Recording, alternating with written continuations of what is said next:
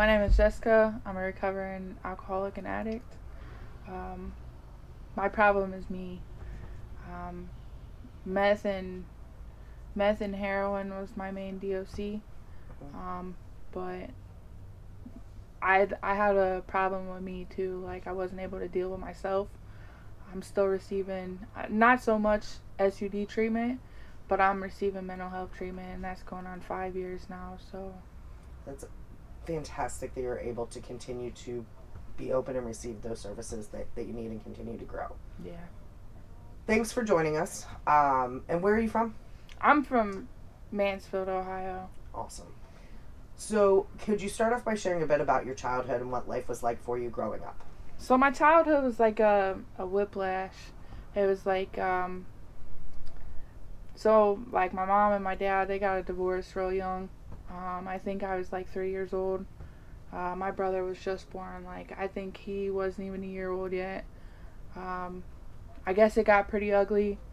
Dad lost everything in the divorce. You know how that goes. Mom gets everything. So my childhood was really whiplashy. It was like, my dad, he's actually real Catholic. He comes from a real prim proper family. My grandfather, he was in the army. I don't know what he did after he was in the military, but he was real stable for my dad. So, what was high school like, and when did you first start experimenting with substances? High school sucked. High school sucked. Like my dad, I actually lived with my dad for a long time. I think it was eighth, it's like eighth, ninth grade year, 10th grade year, something like that. And it just sucked. Like I moved to a whole different side of the map. So my mom, she stayed local to like Groveport, Hamilton, local school districts, Columbus area. Like it was like a real tight, like everybody kind of knew me, knew I was trouble. Like they either didn't mess with me or like, they kind of let me hang out. But it was like once I started doing my thing, hey, you gotta go a little bit. But my dad lived in Hebron. And that's like a real stuck up, like these kids, their parents all have money, like they've all grown up with each other, like literally, like even the trailer park kids that lived at Buckeye Lake and that went to Lakewood, they all grew up with each other, and like they all smoked cigarettes with each other and stuff. And then here's me coming in, 15 years after, 12 years after, like everybody's already been with each other. And it was a really bad point in my life. I actually started self-harming when I moved to Lakewood because I was like shunned. Like I tried to join the softball team. These girls, they've played together for their entire lives. Like they've played numerous teams each season. They are on traveling teams together. They are on the school team together. Here I am trying to like have a normal life because like my dad could provide that for me, and my mom couldn't. And here I am like trying to do this normal teenage stuff and like try to be a normal teenager again, and like I'm just getting made fun of. Like I just didn't fit in. I was like kind of overweight, but like I was bad, and like I think sometimes like I did that to myself too. Like I kind of alienated myself because I could feel the tension, so I was just like, okay, well nobody wants me around, so like. And then there was that other bad part of me that was like, they don't want me around, watch it. I'll put myself in the middle of all of it, and you're just going to have to fucking deal with it. So it was like, Those survival skills and being able to, and not knowing, not feeling that part of, whether it's at your home or in the community and whatnot. And we do find ways to be able to give ourselves even a little bit of a reprieve, even if it's the planning of something or that instant, even if we know that it's not going to be helpful and it's not going to turn out well. If it's something that we want to do different, we want that attention. We want people to notice. So yeah. So had you started experimenting with alcohol or drugs at that point yet? No, honestly, it was right after that. I took off. I got in some more trouble. I was a ward of the state. That's when I started doing it. I started selling drugs. I grew up around like old school drug dealers. Okay. You know, the ones that sell, that don't use. Mm-hmm. They're really passionate about what they do. I started working, I was doorman for a long time. Mm-hmm. Took a long time because of how quick I was to flip out, trip out, crash out. Took a lot to be able to get a pack. But there for a while I didn't. And it started taking me down a road where I was getting in a lot of trouble. Dope boys realized like I could fight. And me being as big as I was, not too many people felt froggy. Like when I'm coming at them, I'm like, hey, you need to give me what you owe. I'm like, it was kind of almost an instant thing. They either gave it to me or they got beat up. So, can you talk a bit about how your disease progressed? So my disease didn't really, my issue with myself, didn't really progress until after I had my daughter. So we're gonna fast forward. When I was like in labor with my daughter, the epidural tech put the epidural on my back wrong. So they had to rerun it, and she ran it wrong again. Some of it was partially my fault because that's a lot. Yeah. My daughter was overdilated, so I was already really uncomfortable sitting up straight. And she ran it the third time, but she actually hit where she was trying to hit. So that wasn't healed when I went back to work. My back was trashed. So when the doctor prescribed me and released me and my daughter, they released me on Percocets. And it was kind of one of those things where they knew my back was messed up from the epidural. So after the 4 weeks, they were still giving me Percocets. Well, I went back to work, and I'm lifting anywhere between 20 to, 100 pounds of car parts for 8 to 10 hours a day sometimes. Wow. Yeah, so I did that for a while, and it just got out of control. It got out of control real quick. And it just, I actually hid it for a long time. My family will tell you, like, my addiction kind of blindsided them. Like, I was doing good. Me and Patrick would spat on Facebook every once in a while, or, I'd undate them on Facebook, or, just like little stuff. But I don't think they knew how serious some stuff was, especially my addiction. He was hurt by that the most. I actually hid that from him for the whole 2 years. And when I found out I was pregnant with my son is when I told my baby dad, like, hey, I'm pregnant and I have a problem, but it had already escalated to heroin. If you could walk us through, the end of your active addiction and really paint a picture of what that was like for you. So, the end of my addiction was, it was a game changer. So that same girl that I'm talking about, her brother introduced me and my friend. We were on heroin real bad, to the point where a cop was actually trying to arrest me in the driveway, and Patrick's standing there, and my ex-best friend at the time, she was standing there, and I passed out. Just pass out. This cop's trying to just pass out. And he tells us that he's worried about us, her brother. And he's like, I found meth. Meth is how I got clean. He's like, you won't withdraw. And at that point, me and Bam had tried a few times to get clean. But we couldn't make it past like the hot sweats, the puking, the shitting on ourselves. And we were just like, yeah, that's not for us. And he told us, like, if you do a couple shots of meth, you won't go through that. It's like you fast forward 2 or 3 days later, and you're already through the worst of it. And he's like, the best thing is you don't get addicted to it. And I was like, cool, man, yeah. So, like, my first week on meth, that was probably the best I've felt in my entire life. Like, I was just always so happy, but it took over quick. I think I was only on meth for a year, maybe 2 years. I don't even remember. I can honestly, I can't tell you. It's all blur. I can tell you about situations. I can tell you about, but it got to the point where. Can you share one situation of what that existence was like for you under? So, me and my best friend, we were so hard up, and I'm not a chemist. Like I told you in this interview previously, like I failed, flunked out of fucking school, and I decided I was gonna make some shake and bake. So I'm like driving down the road on a run trying to make this shake and bake, and I burp it too quick, and the motherfucker blows up in my hands. Oh my gosh. And it literally singed like the front half. There's like an inch from all the way around, completely gone. My eyebrows were completely gone.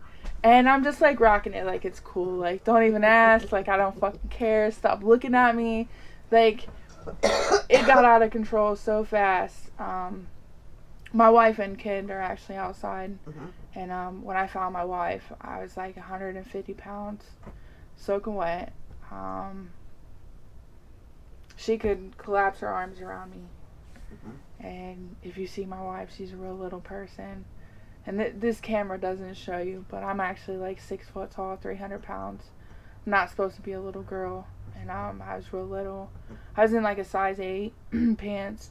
I don't think I'd even been in that when I was in elementary school. I think the smallest size I actually remember is like a 12.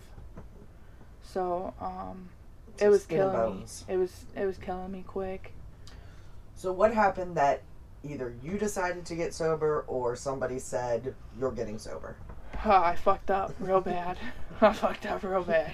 So, me and my wife, we actually tried to start dating. And, we were doing that, like, oh, I'll get clean. I'd get, like, 60, 90 days in. And then I'd relapse. I'd fuck up. And, I actually introduced meth to my wife, which I feel terrible for, but she quit cold turkey. She's white knuckled it she's coming up on like 3 or 4 years, so she's doing great, incredible. She's never worked a program. Her program kind of is me, if that makes sense, you know. But me, we were in an argument, and you know how messed up arguments go. They get out of hand real quick, and the police and the courts ended up getting involved. Well, we apparently we thought we were above the court's reign, right? So there's like a no contact order, and we're like, oh, recovery, we can beat all this. We're just gonna try to get back together and fix everything, and it just went sideways. The court's ordered to arrest me. There was a suicide attempt in that. The one and only time you could ever look on my background and see that I overdosed. Well, there's a few of them, but they were all suicide attempts. It wasn't me being irresponsible or just, they were like actual suicide attempts. So, the police are coming to this like huge fight. I'd already been to jail once for breaking this no contact order, so I know I'm going to prison. You know, like I explained earlier, I'm the man in the relationship, so don't think like I'm given privileges because I'm a woman in a relationship. They definitely treat me like the man. And when you see how dainty and small my wife is, they're like, oh, you're automatically the problem, sir. There was no ma'am, Jessica, nothing. It was like, you're the problem, sir. And I got put in jail after I woke up. So the suicide attempt, I took 30, it was like 32, 36, 200 milligrams Seroquel. Wow. You're lucky to be alive. Yeah. I was unconscious in the hospital for 2 days. When I woke up, they actually came and got me from the hospital, took me to county, and they started the whole process. That was October 28th, 2018. You know, it was a mess. So not only was I, you know, a bad mom, piece of shit, a thief, a liar, a cheat at that point, that sold drugs and did drugs. Now I was a woman abuser. So, you know, I couldn't get nobody to answer phone calls in jail. My dad, he answered on my birthday, I think. Um, I I don't remember any phone calls after that. So I sat in jail, in county jail, in Mansfield from October 28th to April 8th. And my lawyer, he's freaking me out the whole time. He's like, she's trying to throw the book at you. He's like, Jess, I don't know how I'm gonna get you out of this. He's like, you're gonna have to do some time on this. And he's like, I'm gonna keep working her. Apparently, my attorney was showing up at my wife's work. Like, listen, like, you've told me, you've expressed that she needs help. Like, she really needs help. Like, she doesn't need prison. He's like, I've seen this girl's rap sheet, and she's told me this, so I know. But she, he ended up working her to where the day of court, it was actually the day after her birthday. And I feel so sorry that she had to go through that on her birthday. But, the judge asked her, like, and she was like, she needs help. She's like, sitting in her prison is just going to make her worse. Like, I love her. Like, so the judge, it changed the whole plan. Like, it was out of the blue. The attorney, the DA, none of them knew she was going to change up like that. And, so I sat. They're like, what do I do with her? I wasn't local to Mansfield. They tried to send me home. They tried to send me to Columbus.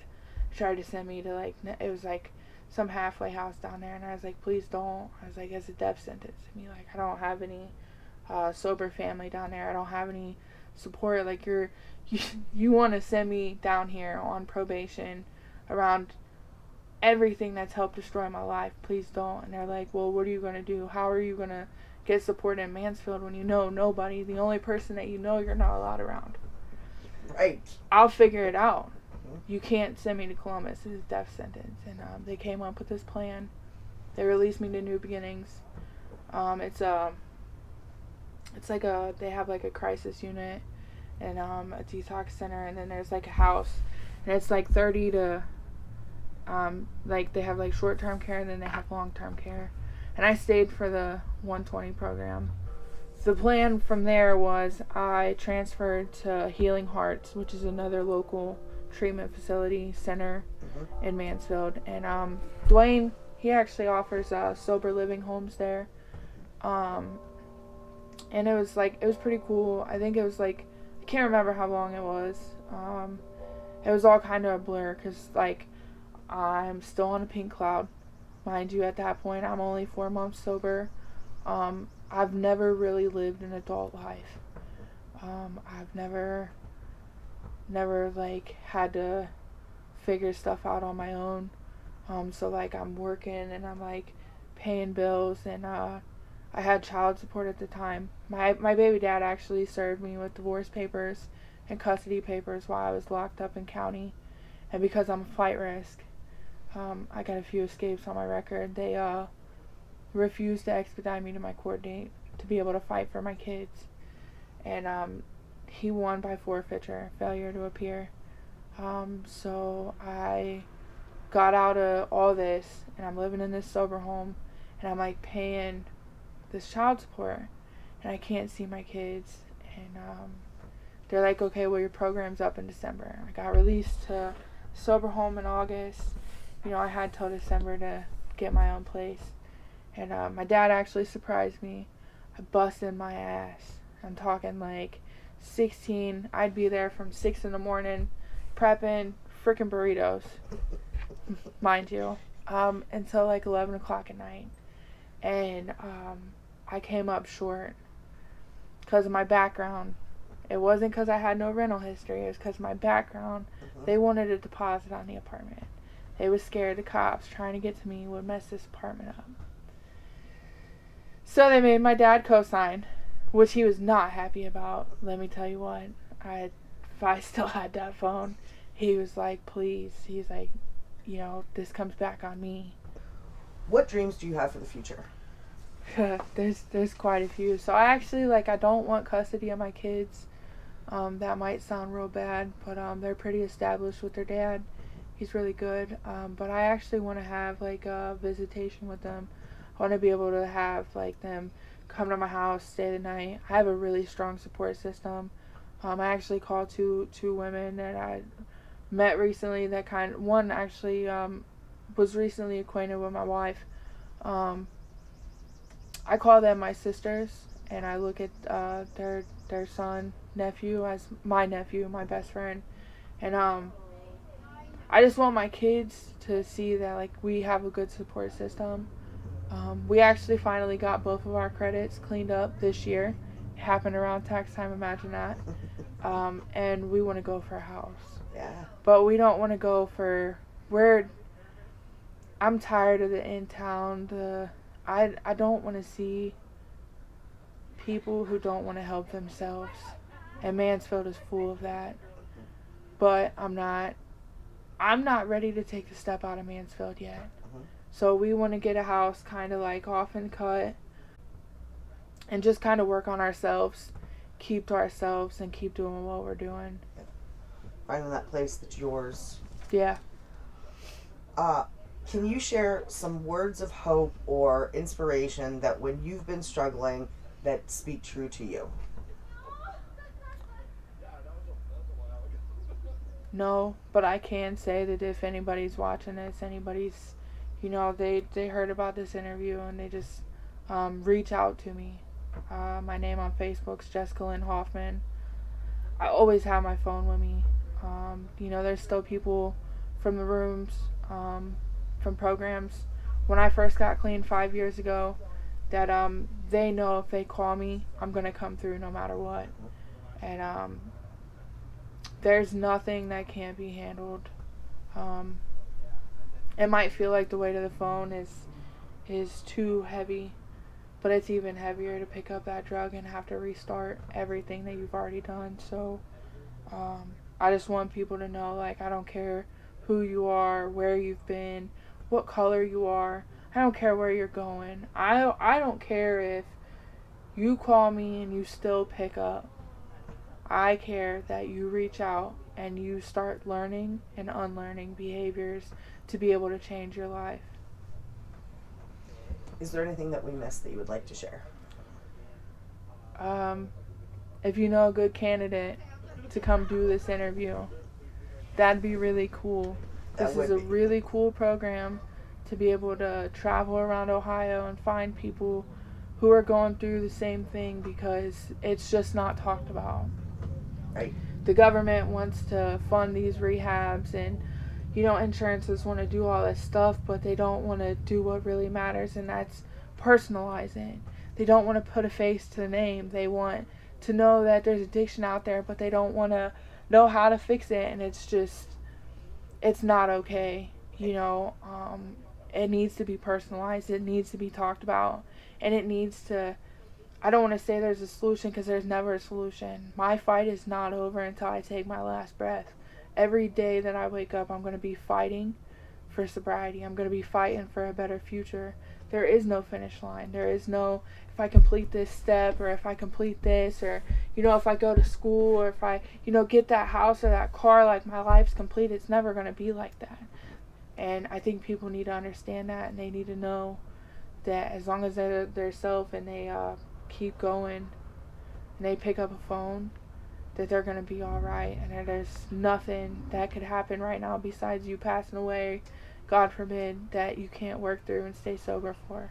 That is so very true, that problems seem insurmountable, and they can seem like they can't find a way out, but there's nothing that can't be figured out. Well, thank you so much for taking time out of your beautiful life and just remarkable story to be able to share it with us. Your story is going to help somebody. Hopefully.